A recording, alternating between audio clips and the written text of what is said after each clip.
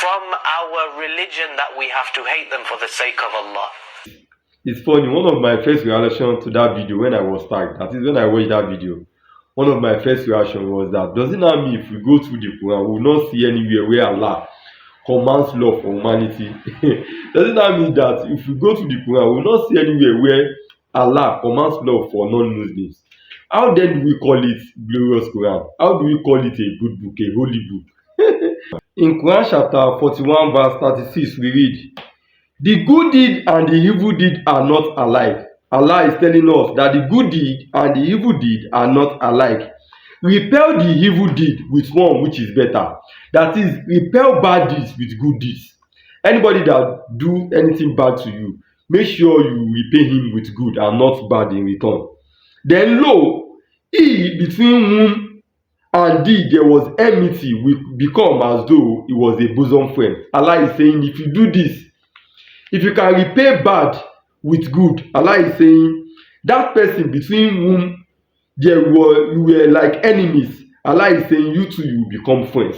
Can you now say, how much more beautiful can the Quran be? Allah is saying, love all classes of human beings, even those that that are vile against you, that are committing atrocities against you.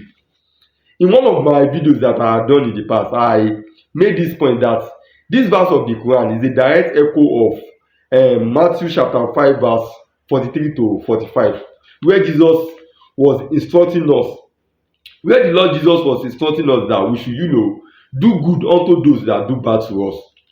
One thing you should understand about being good to all human beings is that, if God hates someone, it is not your own business to hate that person.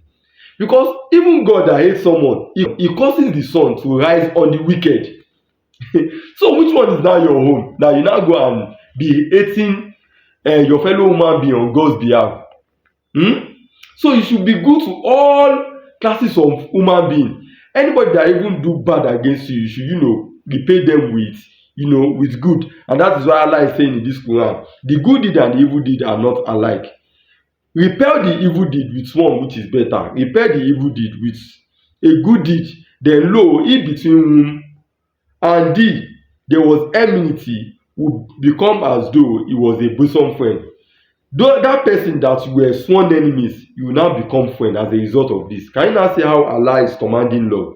And this is how Allah wants us to build a community, a society that we will all live together in love and harmony. Let us go to other verses of the Quran.